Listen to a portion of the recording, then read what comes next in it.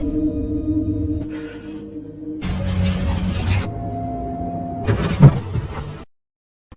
Back रॉकर्ड, स्वागत है आपका लुक अवे मूवी में। तो इस मूवी की शुरुआत में हमें सोनोग्राम में दो बच्चे दिखाई देते हैं। फिर सीन चेंज हो जाता है और हम 17 साल की लड़की मारिया को देखते हैं जो स्कूल के लिए तैयार हो रही है। मारिया काफी शर्मिली और सामाजिक रूप से बड़ी अजीब है। मारिया की पर्सनैलिटी की वजह से उसका क्लासमेट मार्क उसका बहुत ही मजाक उड़ाता है। मारिया की एक इकलौती दोस्त है जिसका नाम लिली है, जो उसके बाकी के दोस्तों के सामने उसको इग्नोर करती है। इसलिए हम कह सकते हैं कि मारिया की स्कूल लाइफ ज्यादा अच्छी नहीं है। अब एक दिन स्कूल में मारिया और लिली आइस हॉकी टीम को खेलते हुए देखती है। लिली खेल के बीच में जाकर फिर अपने बॉयफ्रेंड सीन को किस करने लग जाती है। अब मारिया ये सब देखकर चलती है क्योंकि काफी वक्त से सीन मारिया का क्रश था।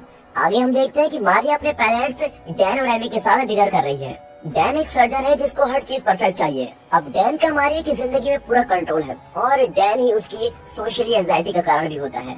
लेकिन मारिया की माँ एमी हमेशा मारिया के लिए अच्छा करना चाहती है, लेकिन अपने पति के बुरे बर्ताव के कारण वो भी डिप्रेशन में रहती है।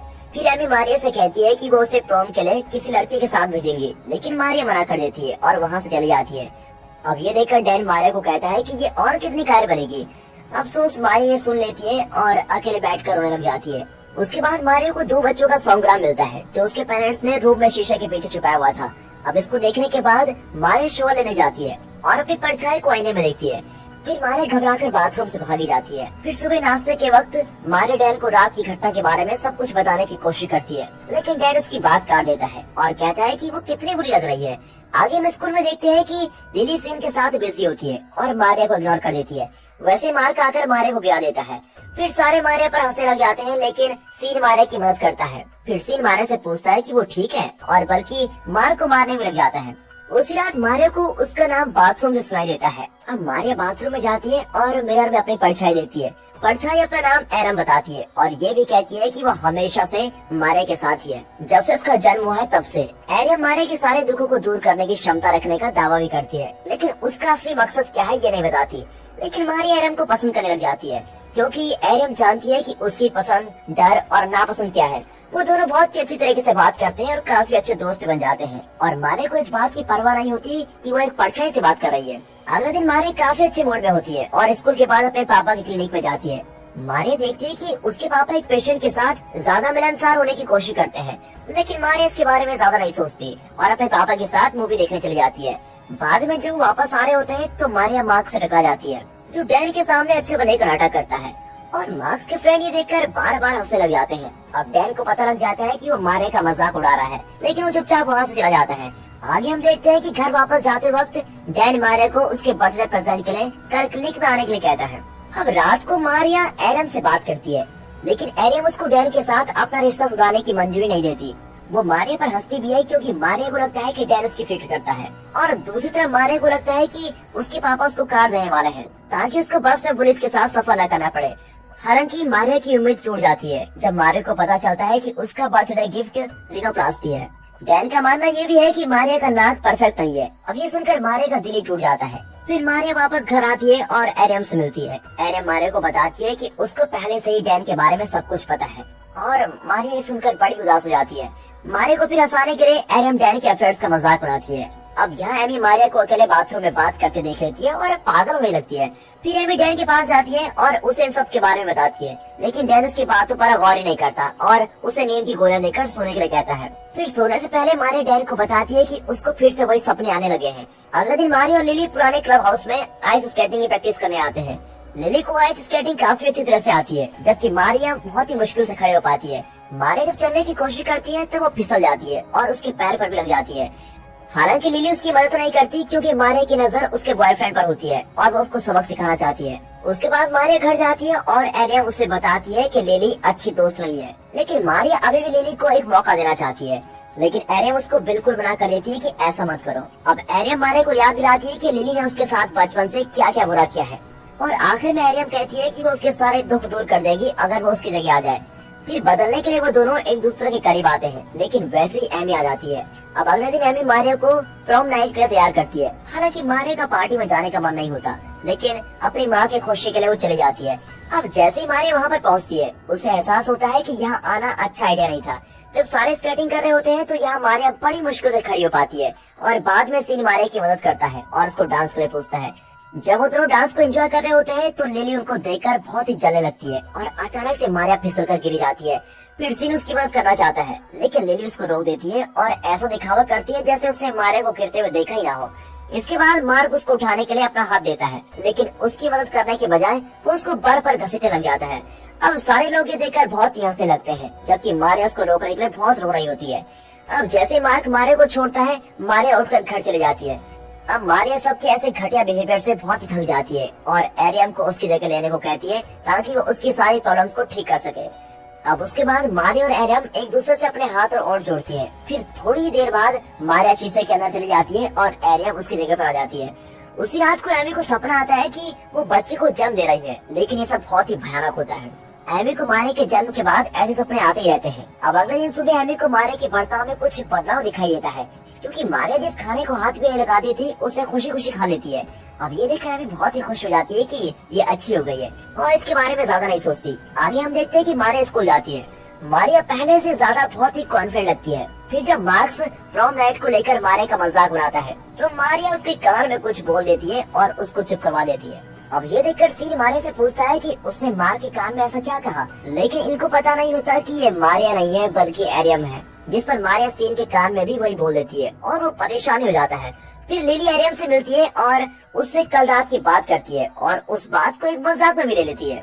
एरियम बड़े आत्मविश्वास से लिली से पूछती है कि क्या वो उसे स्केटिंग दोबारा सिखाएगी और लिली मारिया का कॉन्फिडेंस देखकर बिल्कुल हैरान हो जाती है और उसे क्लब हाउस में प्रैक्टिस करने के लिए बुलाती है। इसके बाद एरियम डैन से मिलने उसकी क्लिनिक में जाती है और ऐसे दिखाती है जैसे उसको डैन से मिलकर बहुत ही खुशी हुई है। एरियम डैन से कहती है कि वो उसको बहुत याद कर रही थी और ऐसा लग रहा था जैसे वो बहुत सालों बाद डैन से मिल रही हो। एरियम जानती है कि उसके पापा के काफी अफेयर चल रहे हैं लेकिन उसकी माँ को इसके बारे में कुछ भी पता नहीं होता। लेकिन एरियम चाहती है कि एमी के सामने डैन का असली चेहरा आ जाए, इसलिए जब रिसेप्शन में कोई नहीं होता तब एरियम डैन की गर्लफ्रेंड को कॉल करती है और 1 बजे क्लिनिक में बुलाती है। एरियम एमी को कहती है कि 1 बजे डैन और उसकी डेट है और आगे हम देखते हैं कि लिफ्ट में एमी की मुलाकात डैन की गर्लफ्रेंड से होती है और एमी को पता चल जाता है कि ये डैन की गर्लफ्रेंड है। उसी रात एरियम चुपके से एमी से पूछती है कि उसके पापा कहाँ पर है और एमी तो जानती है कि डैन उसी लड़की के साथ है, फिर भी झूठ बोल देती है कि डैन को कुछ काम है। अब एरियम गुस्से में आकर कहती है कि तुम मान क्यों नहीं लेती कि तुम्हारा पति किसी दूसरी औरत के साथ सो रहा है। फिर एमी गुस्से में एरियम को थप्पड़ मार देती है लेकिन उसी वक्त माफी भी मांग लेती है। अब थप्पड़ खाने के बाद भी एरियम को खुशी होती है कि उसका प्लान कामयाब हो गया है। हालांकि मारिया खुश नहीं होती कि एरियम ने उसकी माँ से ऐसे बात की। इस पर एरियम कहती है कि उसने वही किया जो मारिया में करने की हिम्मत नहीं है। फिर एरियम उसको कहती है कि तुम मुझ पे भरोसा रखो, लेकिन मारिया को शक होता है कि एरियम को बाहर निकालने का फैसला अच्छा नहीं था। अब अगले दिन स्कूल में जब सारे बाहर जाते हैं तो एरियम मार्क के शोहर रूम में इंतजार करती है। जैसे मार्क आता है तो एरियम उसको हॉकी से मारती है और मार्क को जमीन पर ही गिरा देती है। फिर एरियम कहती है कि दोबारा उससे कभी पंगा मत लेना। उसी दिन एरियम और लिली क्लब हाउस में हॉकी की प्रैक्टिस करने जाते हैं और इस बार मारिया लिली से ज्यादा अच्छी स्केटिंग करती है और ये देखकर तो लिली बिल्कुल हैरान हो जाती है क्योंकि उसे लगता था कि वो मारिया से हर चीज में अच्छी है। आगे हम देखते हैं कि एरियम लिली को चौंकाने के लिए उसे एक प्रोफेशनल की तरह कॉपी करती है और फिर अचानक से एरियम गुस्से में लिली की तरफ आती है और वो एक दूसरे से कोई बात भी नहीं करते। लेकिन लिली को महसूस होता है कि वो किसी मुसीबत में है और वो वहाँ से फटाफट भागने लग जाती है। लेकिन बीच में ही लिली अपना बैलेंस खो देती है जिसकी वजह से वो पत्थर पर टकरा जाती है और उसी वक्त मर जाती है। फिर एरियम पुलिस को कॉल करती है और रोने का दिखावा करती है। उसके बाद एरियम मारिया के पास जाती है। मारिया के पास कोई शब्द नहीं होते क्योंकि एरियम ने लिली के साथ जो किया वो ठीक नहीं था। मारिया रोती है कि एरियम ने उसकी बेस्ट फ्रेंड को मार दिया है, लेकिन एरियम उसको कहती है कि लिली के साथ ऐसा ही होना चाहिए था। इस पर मारिया एरियम से डिमांड करती है कि उसको इस मिरर से बाहर निकलना है, लेकिन एरियम उसे मना कर देती है और कहती है कि उसे अभी काफी काम कर रहे हैं। उसके बाद एरियम लिली की मौत का अफसोस करने सीन के घर में जाती है, लेकिन असलियत में वो सीन के करीब जाना चाहती है जो हमेशा से मारिया का सपना था। एरियम सीन से बहुत ही इंटीमेट होने की कोशिश करती है। पहले तो सीन कुछ नहीं करता लेकिन बाद में दोनों प्यार करना शुरू कर देते हैं। उसके बाद हम देखते हैं कि एरियम और डैन डिनर के लिए आते हैं। वहाँ पर एरियम ने केकड़े को ऑर्डर करती है और डैन को चिढ़ाने के लिए उसको बड़े गंदे तरीके से खाती है। जब डैन उसको रोकने की कोशिश करता है तब वो अपने पैर कुर्सी पर रख देती है। फिर डैन एरियम को कठोरता से कहता है कि वो एक ढीठ बच्ची की तरह कर रही है। अब इसी दौरान एरियम सीन को डेट करना शुरू कर देती है। उसके बाद वो दोनों क्लास बंद करके एरियम के घर पर जाते हैं जहाँ एमी उनके रिश्ते से खुश नहीं होती है। इस पर एरियम एमी को सोने के लिए कहती है और सीन को अपने कमरे में ले जाकर प्यार करती है। अगले दिन जब वो दोनों स्कूल जाते हैं तो एरियम पुलिस को स्कूल के अंदर आते हुए देखती है। एरियम सीन को फिर से क्लास बंक करने के लिए कहती है ताकि पुलिस उससे कोई पूछताछ न कर सके।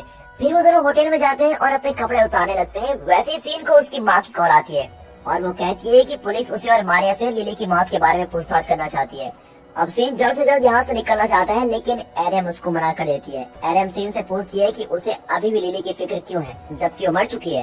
एरम के ये सब कहने से सीन को विश्वास हो जाता है कि लिली की मौत में एरम का कुछ हाथ जरूर है। और जब सीन एरम को जाने के लिए बुलाता है, एरम उसको शराब की बोतल से मारकर उसकी जान ले लेती है। आगे हम देखते हैं कि मारिया और एरम दोनों बाथरूम में बैठ के रो रही होती है। हम फ्लैशबैक में देखते हैं कि मारिया की एक जुड़वा बहन भी है, जो जन्म से ही बड़ी अजीब दिखती थी। डैन को दूसरी लड़की पसंद नहीं थी, इसलिए डैन ने उसे एमी की इच्छा के बिना उसको मार दिया था। एरम डैन की दूसरी बेटी है, जो अभी तक इस बात को भुला नहीं पाई कि वो अपने पापा के लिए काफी नहीं थी। कुछ घंटे बाद एरम शराब पीकर डैन के पास जाती है और डैन एरम को शांत करने की कोशिश करता है, लेकिन एक काफी चौंकाने वाली बात होती है कि एरम डैन के सामने अपने सारे कपड़े उतार देती है। फिर डैन उसको जल्दी से कपड़े पहनने के लिए कहता है, लेकिन वो नहीं मानती। एरम डैन से पूछती है कि क्या अजीब होने पर भी वो उसको प्यार करेगा, और डैन इस सवाल से बचना चाहता है, लेकिन बार बार पूछने पर वो कहता है कि वो कैसे भी हो वो उसको प्यार करेगा। एरम पूरी तरह से हैरान हो जाती है और उसका गला काट देती है। और फिर जब डैन अपनी आखिरी सांस ले रहा होता है, तो एरम उससे पूछती है कि वो उसको प्यार क्यों नहीं करता था। उसके बाद वो मिरर में मारिया को ढूंढती है, लेकिन वहाँ पर नहीं होती। उसके बाद वो घर में वापस आती है और एमी के पास बैठकर रोने लगती है। और आखिर में हम देखते हैं कि दोनों मारिया और एरम एमी के साथ लेटी होती हैं और ऐसा लगता है कि दोनों बहनें एक ही शरीर में आ गई हैं। और दोस्तों यहाँ पर ये मूवी खत्म होती है। तो दोस्तों कैसी लगी आपको ये अलग मूवी, कमेंट करके जरूर बताइएगा। और अगर वीडियो अच्छी लगी हो तो वीडियो को लाइक और चैनल को सब्सक्राइब करना बिल्कुल मत भूलिए। बाकी मिलते हैं अगली वीडियो में, तब तक गुड बाय, अपना ख्याल रखिए and finally thanks for watching.